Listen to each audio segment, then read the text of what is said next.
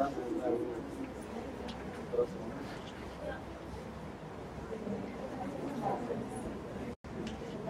नहीं होना चाहिए। सामने देखो।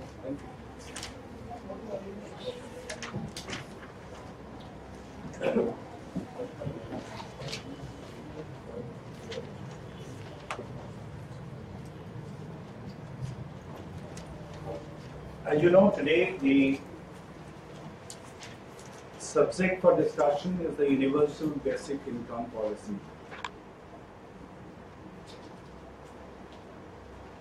This is a policy which has been discussed in the economic survey of this year. Economic survey said that the time has come for a discussion on the universal basic income, if not implementation.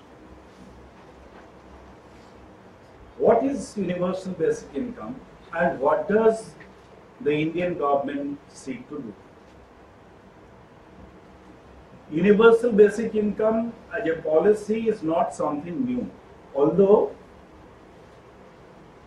it came into discussion this year when Finland started a pilot project on universal basic income policy with just 2,000 unemployed youth in that country. But it was a discussion point across the world when last year Switzerland in a referendum rejected universal basic income policy. What is universal basic income policy? It's a policy regarding welfare measures that the state should undertake for its poor people.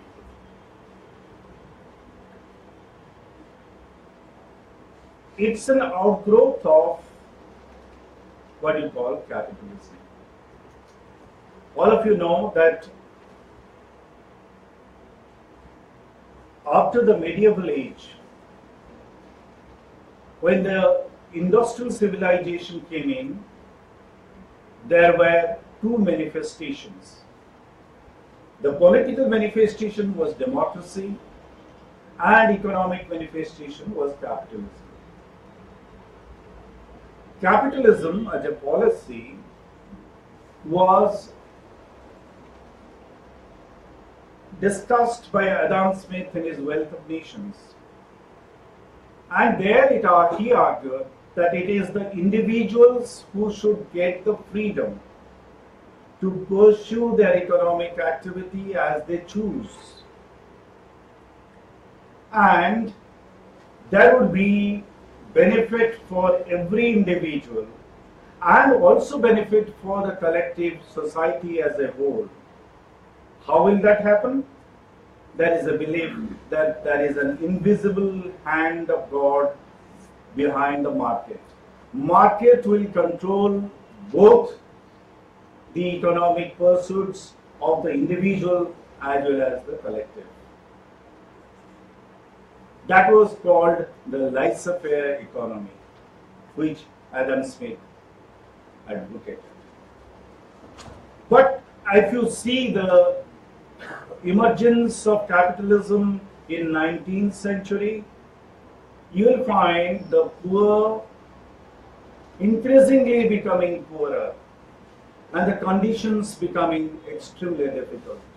This was brought out by certain scholars. In fact, some university researchers who were doing their PhD program in different universities of the United Kingdom went home to home of the workers and saw the plight of the conditions of those people, and came back and wrote their thesis, dissertation, and they were published in the form of books.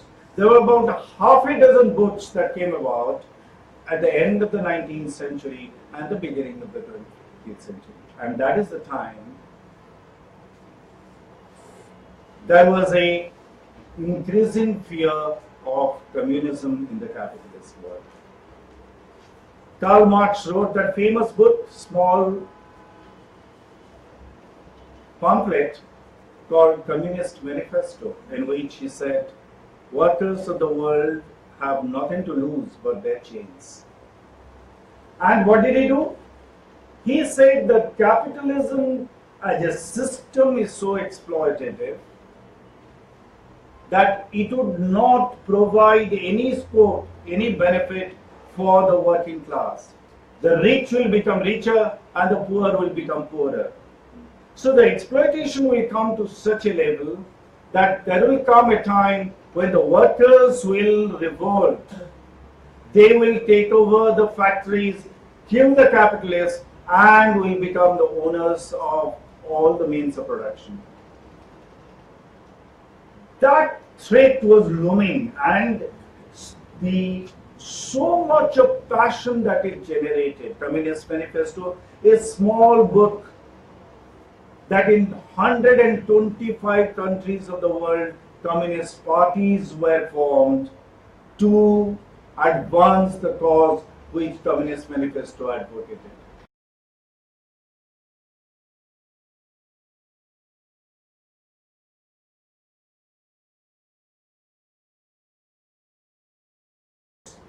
Became a manifest political possibility when Bolshevik revolution took place in Russia in 1970.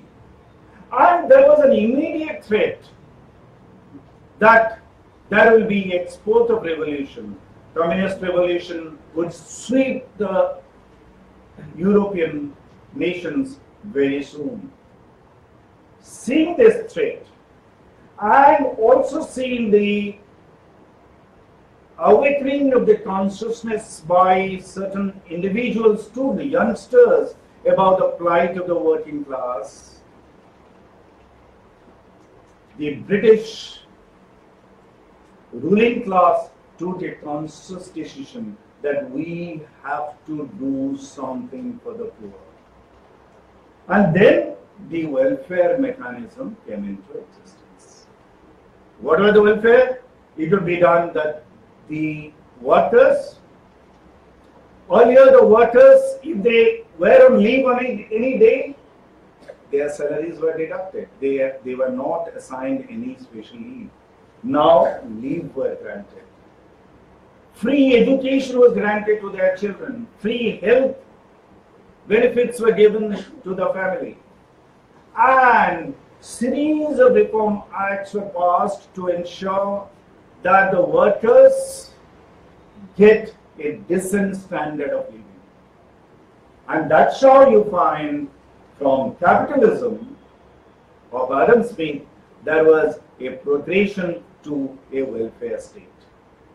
And this welfare state was not simply confined to England. Because the threat of communism was there and it was very real, so all other European countries, France, Germany, Italy, Spain, everywhere, welfare system became a reality. The only country which remained aloof from this socialist framework, the welfarist framework, was the United States of America. Because USA was a continent away and United States believed in the isolationist policy. It did not want to interfere or involve itself in the affairs of Europe. So what did it do? It went on with the laissez-faire economic policy of Adam Smith. And that's why, if you would see, in 1920s, entire Europe had become a welfare state. All countries of Europe had become welfare state, but the United States of America was still Adam Smithian state. A state where the poor did not get any kind of special protection. And that's the reason why the United States faced that major crisis, what is called the Great Depression in 1930s. And in the Great Depression, the working class completely went bankrupt. Even the richer classes also went bankrupt. But obviously, richer classes had much more backup, and but the poorer people had to suffer. And that's the time, you know, FDR, F.D. Roosevelt, Franklin D. Roosevelt, the best known American president, who is the only American president who has won 4 times. Every other American president has been a president for 2 years. He was the president for 4 terms because he faced this crisis and brought in a new concept called the New Deal. The New Deal, which brought in these welfarist measures, which European countries had brought in about 2 decades before in different countries of continental Europe. So that's how in 1930s, late 30s and 40s, America also became a welfare state, where lot of reform activities were done to ensure that the American citizens, especially the poorer citizens, get certain basic benefits for a minimum standard of living. And that made the entire Western world a welfare state. That welfarism became the ideal for other countries to follow. That became a reality for the Western world. But there were limitations, like in the United States of America, they could not create a healthcare system for the poorer people. Till, in fact, as you know, in 2008, Bill Clinton tried, failed. And Obamacare, of course, created this, but unfortunately, now Trump says that he will undo the provisions of Obamacare because the Republican Party opposed to it. So, what Bill Clinton tried to do in 1990s, but failed to do, Obama did it, but there is still a threat that will be done away with or diluted in a major way. And in the European countries as well, the poorest of the poor still, despite all the welfare measures, they have not been assured of a decent living conditions. And that's why, and especially, and as you know, over a period of time in 50s and 60s were the period where the inequality between the rich and the poor came down drastically. But 70s and 80s, again there was a turning around, turning back to the laissez-faire economy with Ronald Reagan in America and Margaret Thatcher in England. They felt that unionized and welfarist policies have hobbled their economies, and that is the reason why it is absolutely necessary to go back to the laissez-faire or the market economy. And thereby the inequality again increased in 80s and 90s. Kuznet's curve, Kuznet in 1960, 1955, and a famous American economist had given a curve, had given a thesis in which he said that American inequality was coming down from 1930 by 1960 drastically, and by about 2000, and that disparity in American society would come down drastically. But that did not happen because the Ronald Reagan phenomenon came in, where the progressive taxation, the high taxation on the rich were brought down. The taxation from 70% was brought down to about 30% in America. And that is the reason why you found again the disparity rose. Then towards the end of the last century, some economists, some policymakers said that it is not enough to have policies only, giving free education or free health care. What is necessary? We need to give every individual citizen certain amount of assured money so that he or she would be able to live a decent life. That's where came the idea of universal basic income. That two important component of that policy, that it had to be universal, which means every citizen of the country without any exclusion would receive it. And second component was basic income, that it must guarantee a certain basic income to everyone so that there would be no one left who would not have a basic minimum decent standard of living. Unfortunately, basic income policy had not become a reality anywhere. Canada implemented it as a pilot project, but it was not universal. It was only in a certain area called Manitoba, where they implemented it for 2 years, but later on it was withdrawn.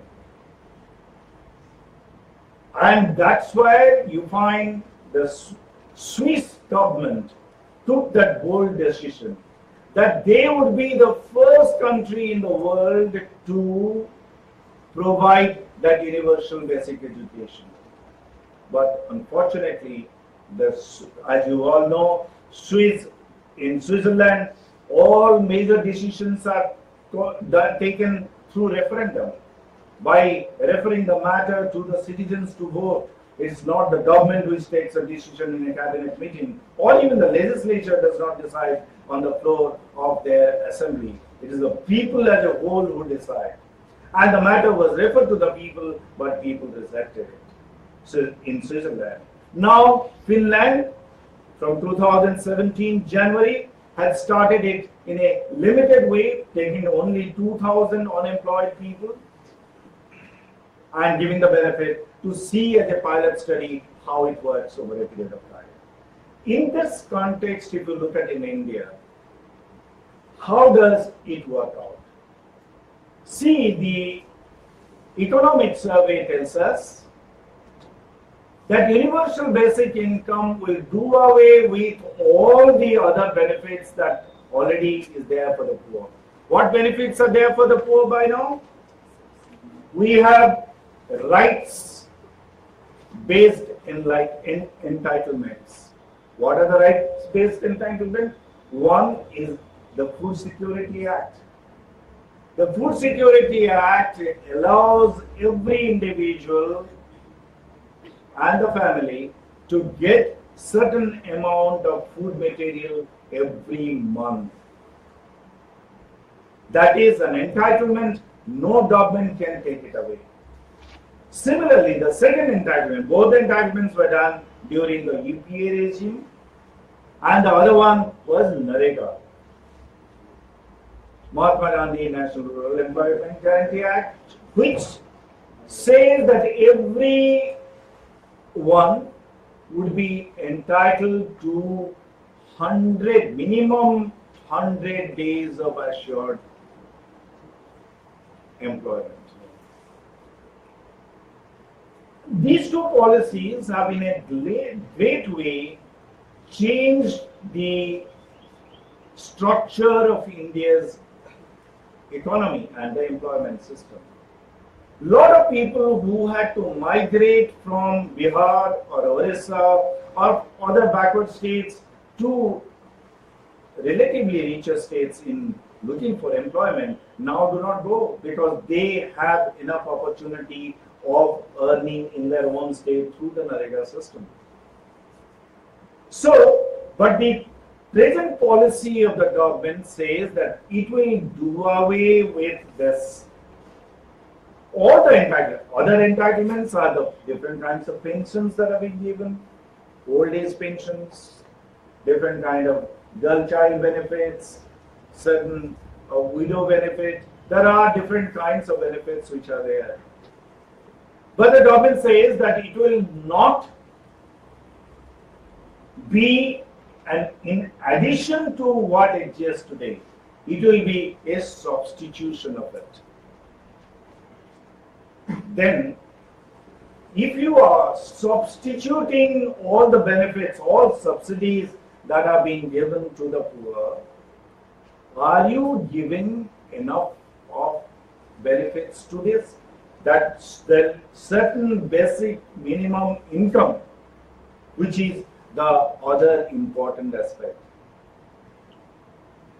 What does it say? It proposes what would be a basic income. At least what the government tells us the Minimum Wage Act. Minimum Wage Act ensures that someone earns, some states 300 rupees, some states 350 rupees a day. Even if you are not giving that kind of money, a calculation says that if you give even half the money, one calculation suggests that if you pay 170 rupees a day in a NREGA program where the rural job seekers get this money. And if you want a universal system, we have 1.2 billion people, and if we calculate 300 million households, if we take one household as 4 people, in that case, that works out to something like, if you just pay 170 rupees, then universal basic income would work out to something like 51 lakh crore rupees. And 51 lakh crore rupees, 5 lakh crore rupees. But 5 lakh crore rupees, if you have to give for the universal, what is the allocation to the NREGA? About 48,000 crore. Which would mean you have to generate 10 times of what you have given for NREGA. Where will you get the resource from? What does the economic survey tell us? Economic survey says that let us give a basic income of 4,800 rupees a year. Imagine, if you give 4,800 rupees a year, means you will give 400 rupee a month. Does 400 rupee a month constitute a basic income? Can someone survive on 400 rupees a month? Argument that economic survey gives is that if you look at the basic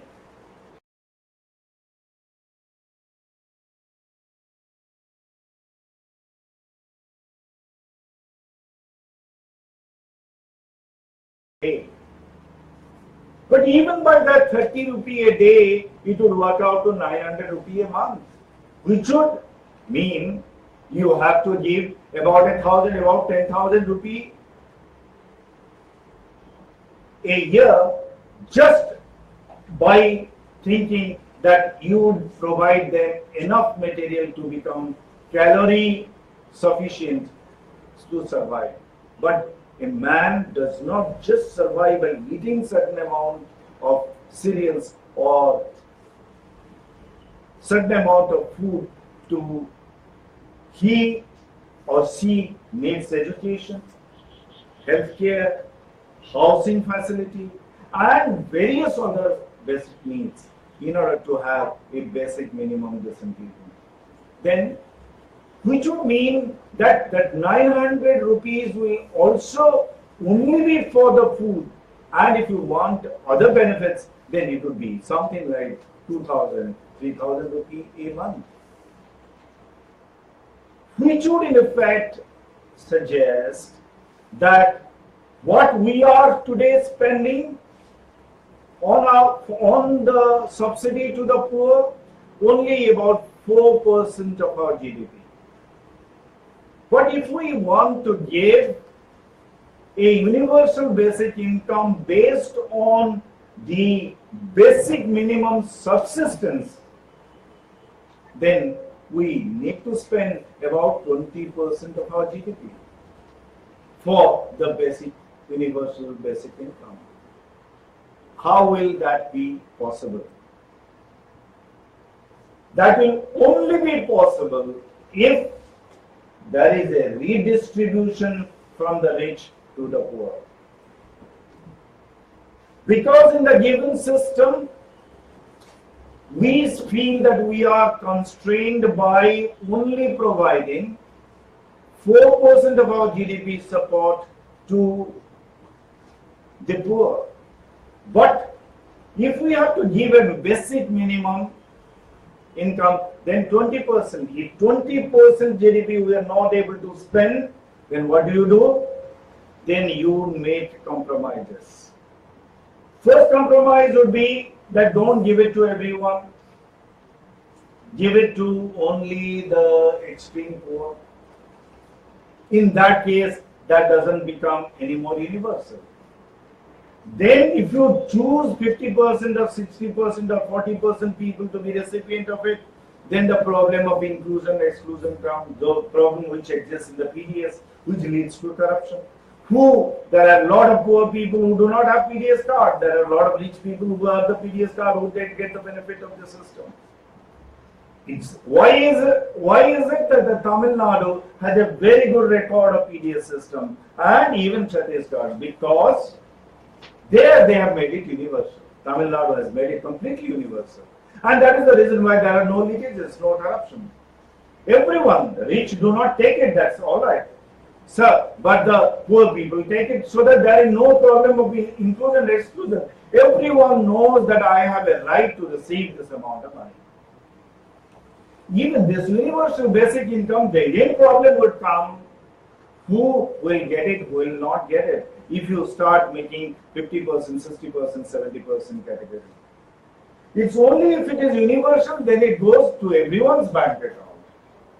The rich will also get. Challenge will be that why should a Ambani or a Tata or a Mittal get this? Because to make it universal, yes, they will also get this universal. Well, that may not be much use to them. If 10,000 rupee a year or 20,000 rupee a year will not be any much use to Mittals or Ambanis or Tatas, but that will be of major use to the poor. But the rich will get it, yes, but they will be responsible for sharing their wealth in order to ensure that part of the redistribution is done for the poor. But unfortunately, this universal basic income policy that the economic survey argues does not say anything about redistribution. It just does not say that we need a greater progressive taxation of the rich in order to get more income which can be given to the poor.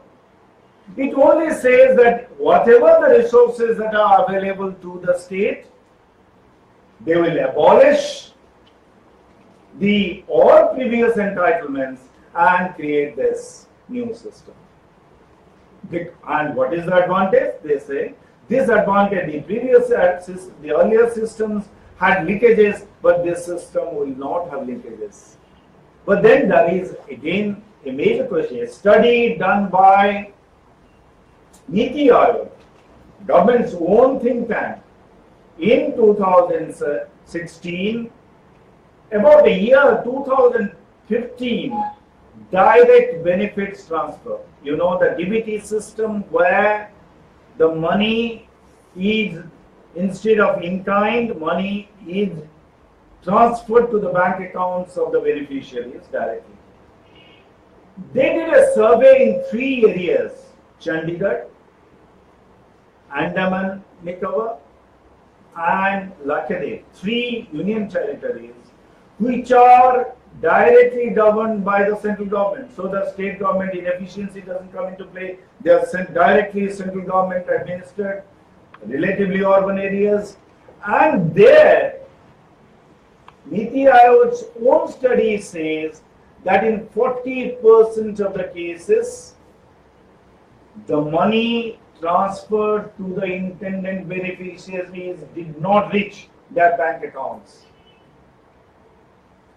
And in 60% cases where the money actually went to bank account, the real amount of money that was transferred was not deposited in their account, only half or less than half, in some cases more than half amount was deposited. Certain amount of money was defalcated.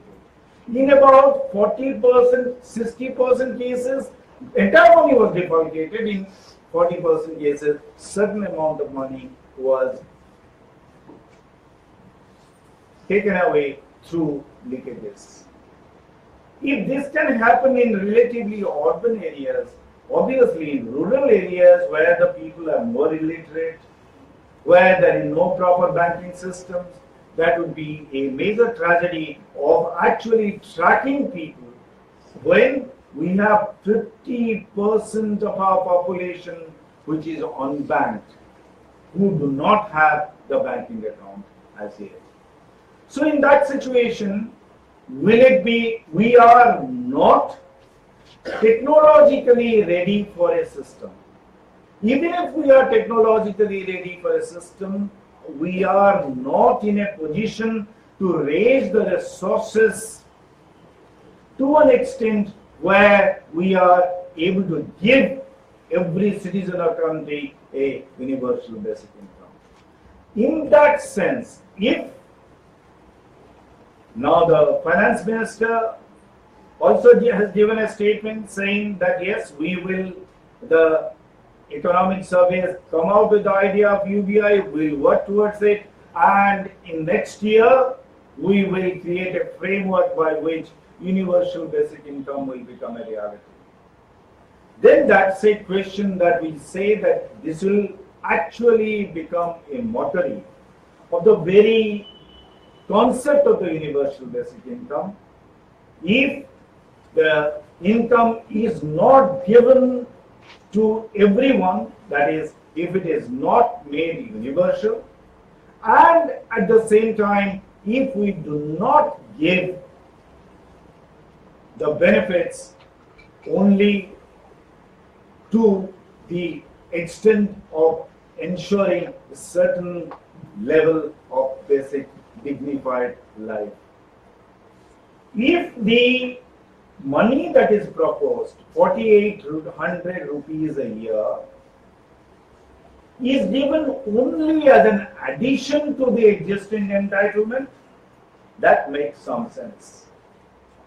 That at least the poor who are just getting some benefits in terms of food or in terms of certain work will get some spare money for their basic requirement, which is very little. 400 rupees for a family in a month is very little, but still it will be some degree of additional income. But if it becomes actually a substitute to the entire benefits and the subsidies given to the poor that exist today, then that will become a condition where the poor will suffer the most. Their condition, in fact, will worsen rather than brighten with the UPI coming into force. Good question.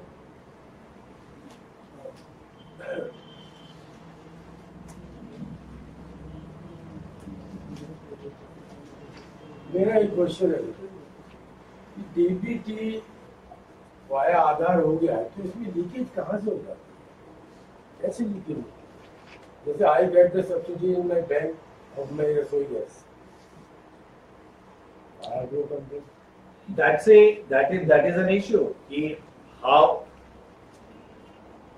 how have the explanation come?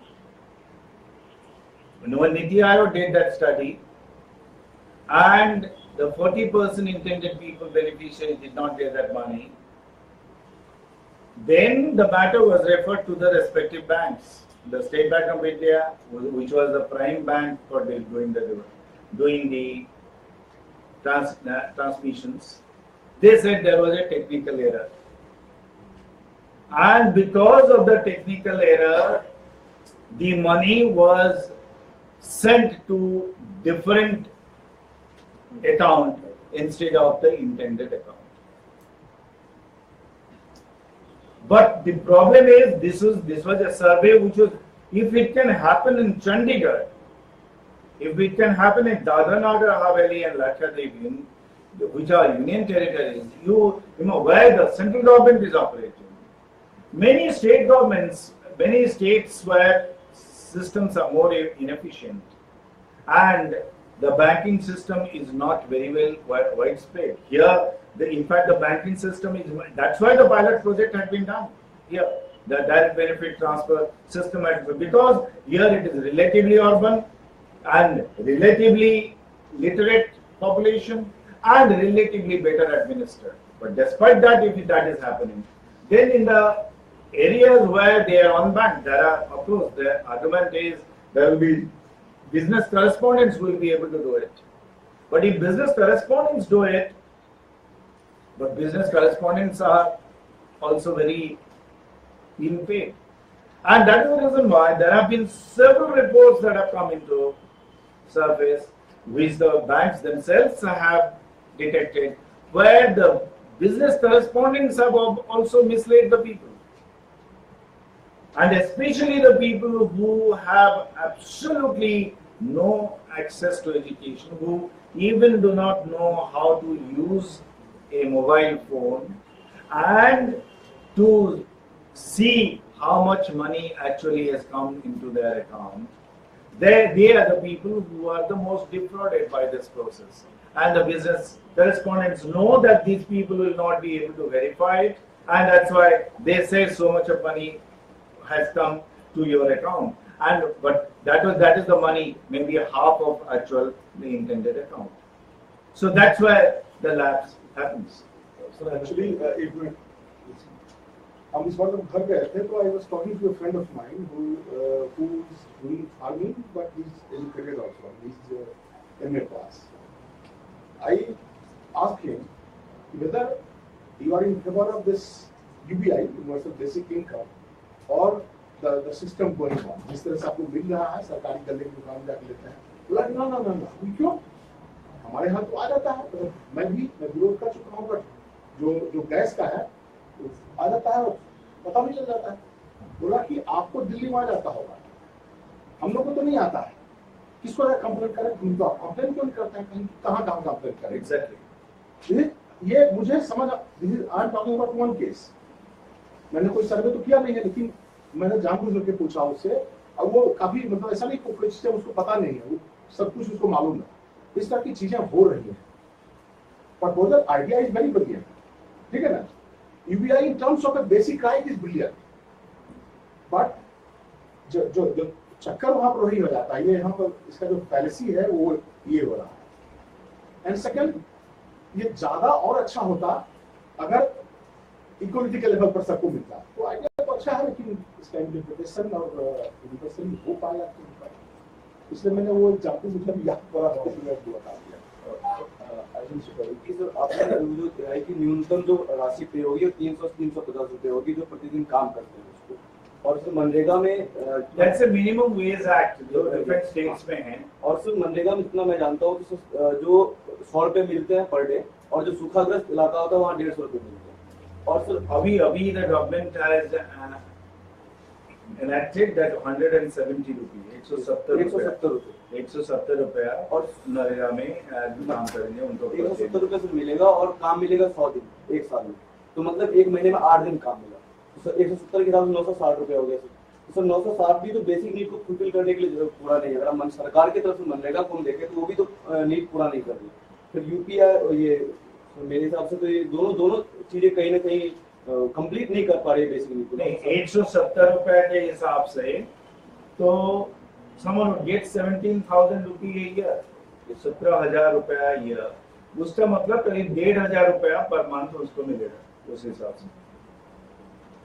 But काम तो 100 दिन अगर मिलेंगे, मनरेगा में 100 दिन का ही काम का 365 दिन, तो एक महीने में 8 दिन काम मिलेंगे। तो 8 दिन के हिसाब से तो 960 रुपये ही हो रहा है एक महीने का, तो वो सिर्फ कहाँ बेसिक नीड पूरा कर रहा है? नहीं, 960 नहीं, थोड़ा arithmetic this is 170 into 8 is 1360 है, 1400 रुपया मिलेगा। That will be the monthly में सर जिस टाइम पे एग्रीकल्चर सेशन जो है वो थोड़ा कमजोर होता है, वो पूरा 3 महीने so लगातार। सर मेरे पास stand up and say mic no voice। Sir अगर यूपीआई अगर सर्टेनिटी दे दी जाती है कि एक फैमिली को इतना, जैसे आप प्रपोज कर रहे हो कि मान लीजिए 10,000 मंथ या फिर जितना भी है, तो सर अगर बेसिक नीड्स गवर्नमेंट अगर उनकी पूरी कर देती है, जो सर लॉजिकल है, तो सर इससे हमारा जो प्रोडक्शन कैपेसिटी है हर एक इंडिविजुअल की वो हैम्पर नहीं होगी। मतलब जैसे अगर कुछ जो पुअरर है दे वो ऐसा सोचने लगे कि हमें इतना बेसिक तो मिलता है जिससे हमारा बेसिक नीड फुलफिल होती है, तो फिर शायद वो प्रोडक्शन में हिस्सा ना हो, तो इससे तो हमारी economy. Yeah, that's a very interesting question. The whole idea that the universal basic income says there will be no means test. Means मतलब आपके जो कितना कमाई, इनकम कितना है। कुछ लोगों का ऑफ कोर्स एक ये पॉलिसी है, कुछ कंट्रीज में जो ये डिस्कशन हुआ, सर्टेन इकोनॉमिस्ट ने एक नेगेटिव इनकम टैक्स का एक प्रपोजल दिया। क्या नेगेटिव इनकम टैक्स मतलब in England for example, उन्होंने कहा कि, और if you take an example in India, कि अगर आपको एक यूनिवर्सल बेसिक इनकम के तहत सालाना 20,000 रुपया मिलेगा, सपोज 17,000 मिलेगा के हिसाब से, तो 20,000 रुपया अगर आपको मिलेगा, लेकिन अगर आप काम करते हैं, आपको काम से 30,000 रुपया मिलता है, तो फिर ये 20,000 रुपया नेगेटिव इनकम टैक्स के तहत आपको फिर नहीं मिलेगा। उन्होंने कहा कि नेगेटिव इनकम टैक्स के तहत we will not give people any income जो कि beyond and above the minimum basic salary, जिनको वो नहीं है, क्योंकि आपको ऑलरेडी 20,000 से ऊपर मिल रहा है, तो यू विल नॉट, आपका 20,000 रुपया और कट जाएगा, नहीं मिलेगा आपको। बट ये क्यों हुआ कि जो क्वेश्चन है कि if you have a basic minimum, जो कि बिहार में, उड़ीसा में, आप जाइए, बहुत सारे लोगों से बात करिए कि क्या सरकार ने ये सिस्टम बना दिया है कि इतना पैसा पे इतना पेंशन ये दे देता है, इसी को काम करने का मन नहीं, सब बैठ के ताश खेलता है, दिन बराबर कमाई तो हो ही जाती, पैसा तो आ ही जाता है अकाउंट में, या हमको मिल ही जाता है, तो क्यों काम करें। So there is a, but universal basic income क्या कहता है कि there will be no means test, मतलब आप कितना कमाई कर रहे हैं उससे कोई मतलब नहीं है, आपको ये यूबीआई जो अमाउंट आपको मिलेगा, and there will be no from Ambani to आम आदमी, हाँ, and there will be no what test as well. Means test माने आपने कितना पैसा है, आप करोड़पति हैं तभी आपको मिलेगा, और व्हाट आप काम कर रहे हैं या नहीं कर रहे हैं तभी आपको मिलेगा। व्हाट टेस्ट भी उसमें नहीं अप्लाई करेगा कि आप काम कर रहे हैं, डजंट मैटर, आपको तभी मिलेगा। कुछ लोगों ने ये लॉजिक दिया कि आप अगर जो ऑलरेडी काम कर रहे हैं तो वो काम छोड़ करके बैठ जाएंगे कि हमको तो इतना पैसा मिलेगा तो उसमें हम खुश हो जाएंगे। उसमें एक नेगेटिव इनकम टैक्स का और एक प्रपोजल आया क्या कि आप अगर 20,000 अगर आपका यूनिवर्सल बेसिक इनकम है, उससे ऊपर आप अगर इनकम कर रहे हैं, आप अगर 40,000 कमा रहे हैं, तो 40,000 का केवल 50% आपको सरकार को देना होगा। Whatever additional you are earning, 50% will accrue to the state, the rest you will keep it to yourself. तो उससे इंसेंटिव होगा कि चलो मुझे तो 20,000 तो मिल रहा है, लेकिन मैं मेहनत करके और 50,000 कमाऊं तो उससे तो 25,000 और मुझे मिलेगा ना, तो 45,000 मिल जाएगा। सो ये इंसेंटिव क्रिएट करने के लिए उन्होंने ये सिस्टम बनाया कि भाई आपको नेगेटिव इनकम टैक्स के तहत आप, बट प्रॉब्लम ये पॉलिसी में ये है, फिर उसमें इसका मतलब सबको ये पॉसिबल है उस देश में जहां सब लोग इनकम टैक्स फाइल करते हो। हमारे यहाँ तो only 3%, 4% people file income tax, 97% people do not file income tax. तो फिर वहां क्या पता चलेगा कि किसका कितना इनकम। फिर that would become this is a system only possible जहां everyone compulsorily files income tax. तब a negative income tax system can be a viable course. Otherwise, it will not work. The whole argument is this has been hotly debated. Karl Marx का एक famous statement about a communist society. What was that statement? That was about from each according to his abilities to each according to his need. Communist society का framework क्या होगा? From each according to his ability, his or her, to each according to his or her need. What does it mean? इसका मतलब जो मेरा ability है, उस ability के मैं अगर वेरी टैलेंटेड क्रिएटिव पर्सन हूं, मैं अपने तरीके से सोसाइटी के लिए कंट्रीब्यूट करूंगा।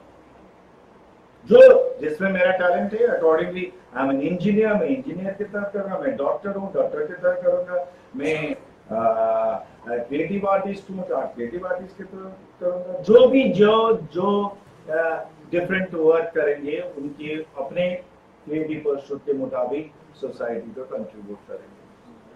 और but they will take from society जितना उनको जरूरत है। जो उनके जरूरत है, किसी को ज्यादा हेल्थ केयर की जरूरत है तो ज्यादा अमाउंट विल टेक, किसी को कम अमाउंट ऑफ हेल्थ केयर जरूरत है तो someone will get some amount of money. Someone has a bigger family, so bigger family they will get more resources for survival. जिनके smaller family है, they will get smaller resources for survival. So according to your need, in fact, this whole idea of universal basic income tries to give effect to that reality. That जो एक पर्जिस, एक very famous economist ने एक किताब लिखा है the real freedom for all, जिसमें उन्होंने पब्लिक यूनिवर्सल बेसिक इनकम को एडवोकेट किया है। वो किताब उन्होंने 1998 में लिखा, जिसमें उन्होंने कहा कि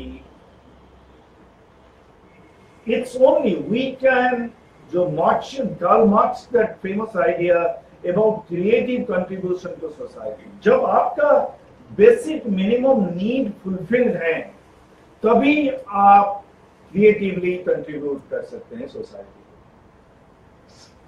and it is a task of the state, that's the difference between the new liberal state जो कहता है कि स्टेट में everyone on to one self, neoliberal state में ही वो है कि जो लाइसेंस फेयर इकोनॉमी की बात करता है, एडम स्मिथ इकोनॉमी की बात करता है, भाई poor are living in poverty क्योंकि उन्होंने उसी के लायक हैं,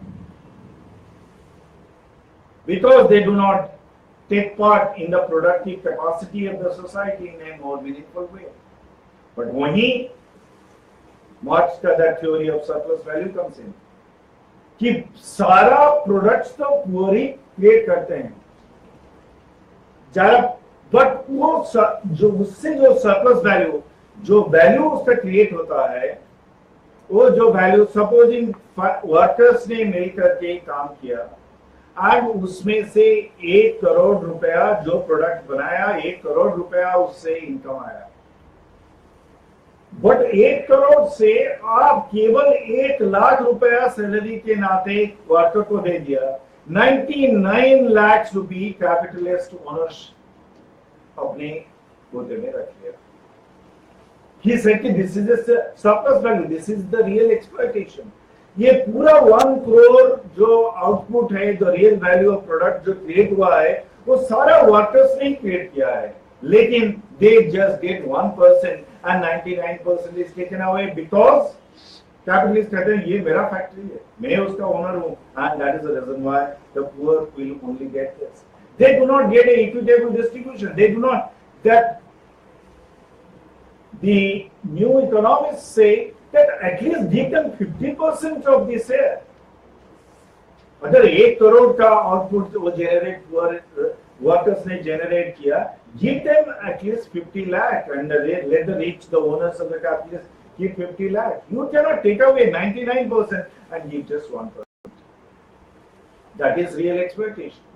So इसलिए ये जरूरी है कि आपको ऐसा सिस्टम बनाना है जहां वर्कर्स, बट वो कैपिटलिस्ट, वो सिस्टम बनाने के लिए जो मैकेनिज्म चाहिए, वो मैकेनिज्म हमारे कैपिटलिस्ट सिस्टम में नहीं है.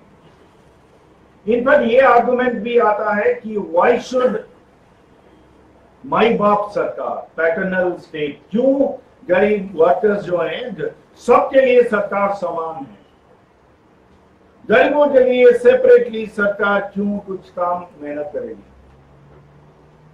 सरकार सेपरेट ग्रांट्स क्यों देगी, ये क्वेश्चन है. तो उस क्वेश्चन को lot of economist including Amartya Sen और जिसने खुद अपने किताब में स्ट्रॉन्गली एडवोकेट किया है, जो रिच कहते हैं कि ये माई बाप सरकार क्यों है, वही रिच सबसे ज्यादा सरकार का प्रोटेक्शन में रहते हैं.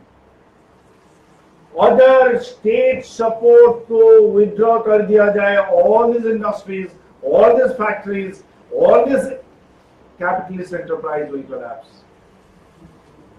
इनका large share of these benefits जो अमर्त्य सेन ने अपनी किताब में दिया है, look at the tax breaks given to the capitalists. Capitalist को जो टैक्स ब्रेक मिलता है उसको आप स्टडी करिए. That is about 5 times more than the money that is spent for the poor as subsidies. आप कह रहे हैं पुअर को सब्सिडी देने के लिए पैसा कहां से आएगा? आप रिच के लिए जो सब्सिडी दे रहे हो सब्सिडी बंद कर दीजिए, तो आपको पुअर को देने के लिए 5 times more resources will come for the subsidy. But you do not see the tax break as subsidy for the rich, because that is not termed as subsidy. That is termed as tax break. That is not termed as. लेकिन ये जो poor को देते हैं उसको आप नामकरण कर देते हैं सब्सिडी टू द पुअर. जो रिच को जो देते हैं वो टैक्स ब्रेक के नाम पे उसको ना इंसेंटिव फॉर ग्रेटर प्रोडक्शन के नाम पे, but that incentive only deprives the state exchequer of huge amount of money. जब वो राइट टू फूड एंटाइटलमेंट की बात हो रही थी, 1.25 लाख करोड़ रुपए उसके लिए खर्चा होगा. उस समय lot of economists including Amartya Sen argued आप tax break को अगर खत्म करें तो you will get 20 lakh crore of resources that will come, that would have automatically come to the state exchequer अगर इस तरह के tax break rich को आप नहीं देते तब आपको ये प्रॉब्लम नहीं होता 1 लाख करोड़ जो पुअर एंड वो रिच कितने लोग को दिया है few thousand people और ये 1 लाख करोड़ ये 20 लाख करोड़ का जो बेनिफिट 1000 पीपल को आपने दिया है और ये 1 लाख करोड़ का बेनिफिट आपने 90 करोड़ लोगों को दिया है 70 80 85 करोड़ लोगों को दिया है जो पीडीएस के सिस्टम में आते हैं so you can understand what is the difference that cash crunch और resource crunch की जो बात कहा जाता है that is what they say in fact उन्होंने कहा एक बर्जेस का फेमस कोट उन्होंने कहा एक पैटर्नलिज्म की जो बात स्टेट कर रहे रिच करते हैं कि पुअर तो पैटर्नलिस्टिक स्टेट क्यों होना चाहिए तो रिच के लिए उन्होंने कहा इनफैक्ट द स्टेट इज मैटरनलिस्टिक जैसे मदर चाइल्ड को पूरा बचपन से बड़ा करके पूरा एडल्टहुड तक पूरा टेकन केयर करता है ये स्टेट उसी तरह के सारे इंडस्ट्रीज को यहाँ तो पैटर्नलिस्टिक में you get some benefit only for basic survival but there the state ensures that it becomes a mother to the child mother to the capitalist so that they become real rich and become healthy citizens of the country. So maternalistic, so it's a state in fact gives much more benefits to the rich rather than the poor. So the argument that the state does not provide for the rich, that state takes away from the rich to give poor is absolutely false. In fact, any progressive state should ensure कि rich से ज्यादा पैसा लेकर के poor के पास दिया जाए and that's the reason why income tax is a progressive tax. Rich को इनफैक्ट जो आर्गुमेंट करते हैं इवन अमेरिका में आप देखिए वॉरेन बफेट खुद ही कहते हैं second richest man in the world वो कहता है कि हम आई पे वेरी लिटिल टैक्स मुझे देने के लिए जो कहा जाता है एंड फेमस थॉमस पिकेटी का जो फेमस किताब जो कैपिटल इन 21st सेंचुरी जो अभी किताब उन्होंने ये कहा है कि भाई tax should be at the rate of 60 to 70%. उन्होंने कहा कि स्टेट को रिसोर्स की कमी है आप रियली पुअर के लिए वेलफेयर स्टेट बनाना चाहते हैं तो आप ये करें कोई इनकम टैक्स को भी 30% रहने दीजिए बट भाई why are you talking there please don't do this 30% का इनकम टैक्स को रखने दीजिए but what is important is आप इनहेरिटेंस टैक्स अप्लाई करें कि कोई कैपिटलिस्ट प्रोडक्शन प्रोसेस से जो कमाता है उस पे 30% tax they 40% tax they it's all right लेकिन आपको अगर आपके पिताजी से ग्रैंडफादर से इनहेरिटेंस मिल रहा है तो उस पे उन्होंने कहा ये inheritance is the biggest cause of inequality in society इसलिए ये इनहेरिटेंस पे 70% टैक्स होना चाहिए उन्होंने कहा कि किसी को अगर $100 मिलियन का इनहेरिटेंस मिला या इंडिया में अगर कोई टॉप इंडस्ट्रियलिस्ट मर गया उसका बेटा टेक्स ओवर एंड उसको 1000 करोड़ का एसेट मिला बड़े इंडस्ट्रियलिस्ट तो लाख करोड़ का एसेट मिला तो अगर 1 लाख करोड़ का एसेट मिला तो उसमें 70,000 करोड़ जो है will go to the state. And आपको केवल 30,000 करोड़ मिलेगा। अगर 1 लाख करोड़ आप एसेट्स आप अपने पेरेंट्स से ले रहे हैं तो आपको 70,000 crore will go to the state. And उन्होंने कहा ये इनहेरिटेंस टैक्स को ही अगर इम्प्लीमेंट कर देते हैं, state itself will become rich and will be able to do all kinds of welfare measures for the poor. तो वही चीज की कमी नहीं है। I know sir about the information. One topic.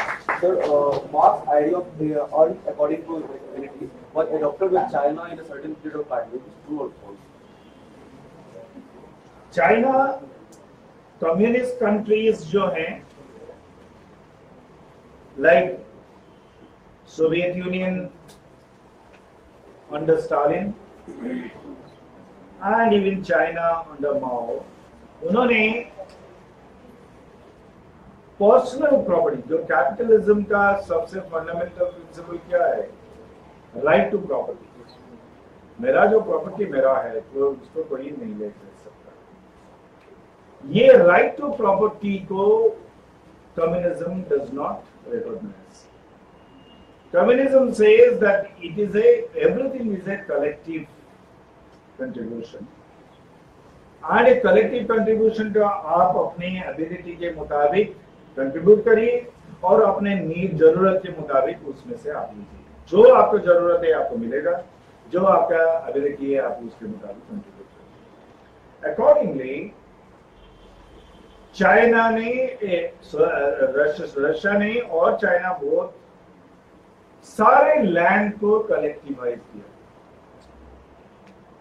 पहले कलेक्टिवाइजेशन जो, लेकिन ऑब्वियसली जो जिसके पास जो इंडिविजुअल प्रॉपर्टीज थे वो प्रॉपर्टीज को ऑब्वियसली कोई छोड़ना नहीं चाहता, एंड इसलिए रेजिस्टेंस होता है।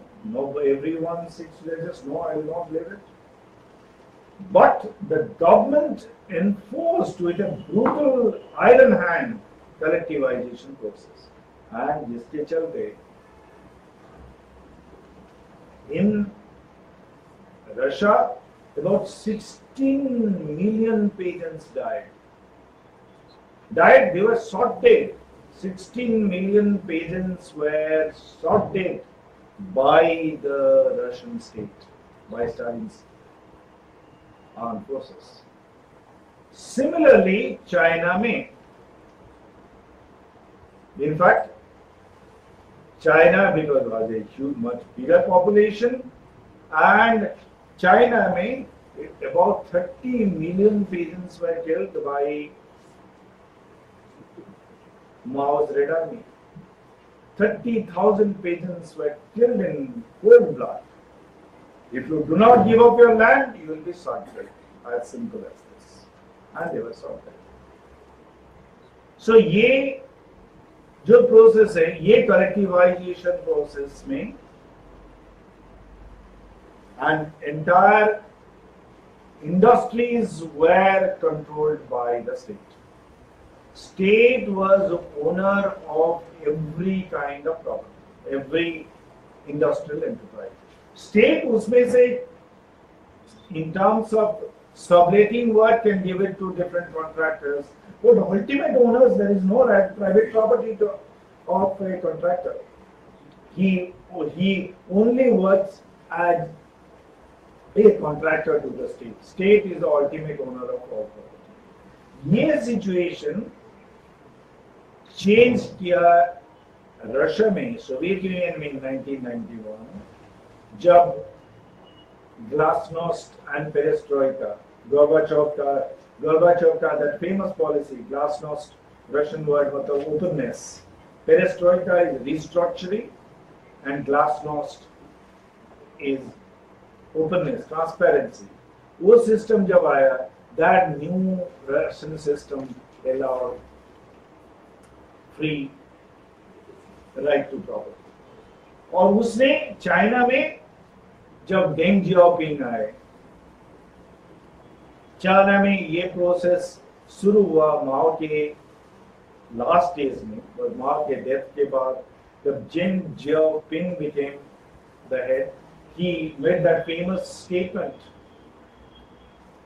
that whether cat is black or white, how does it matter so long as it catches mice.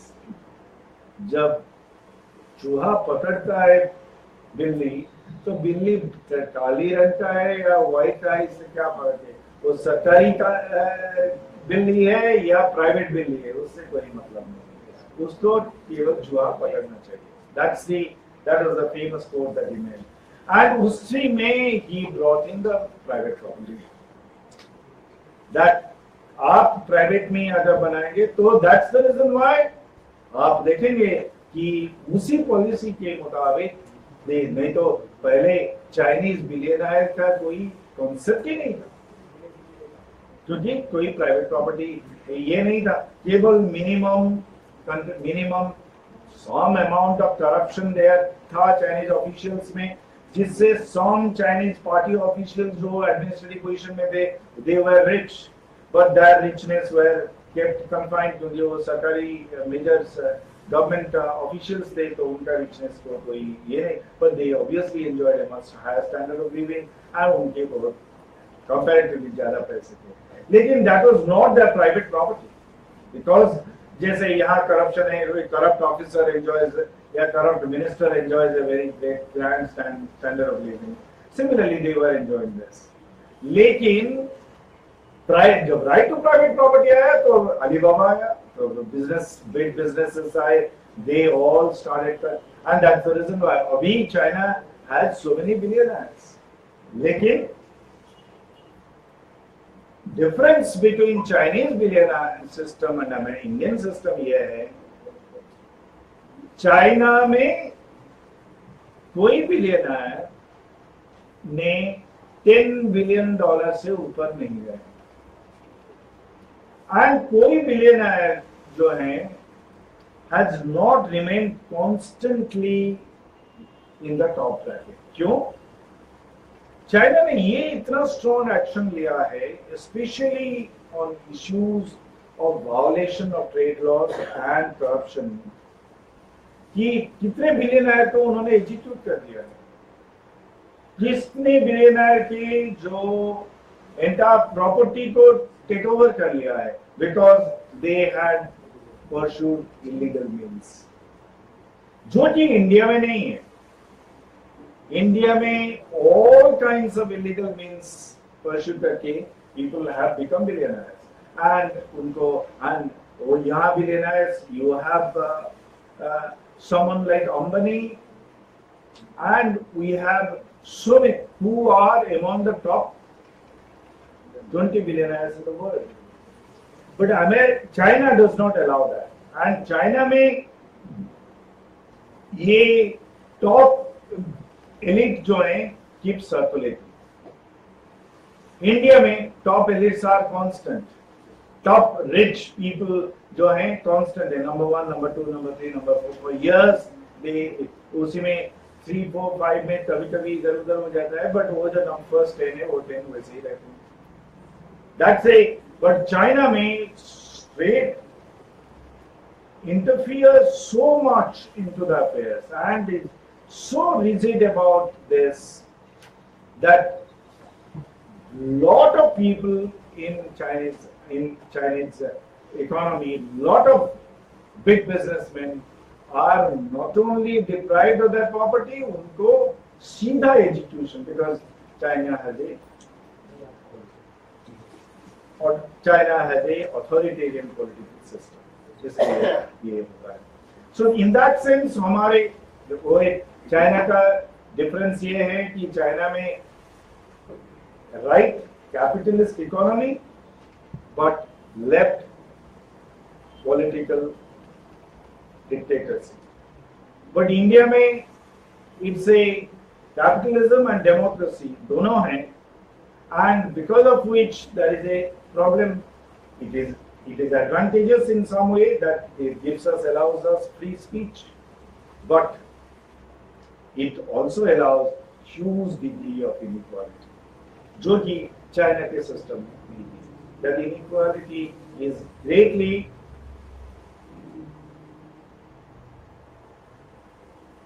shortened, or inequality has been greatly reduced by the Chinese state, जो कि Indian state सक्षम नहीं हुआ। लेकिन Indian state का ये advantage है, that is the freedom of expression, जो कि अभी चाइनीज जनता डिमांड कर रहे हैं, जो कि उनको नहीं।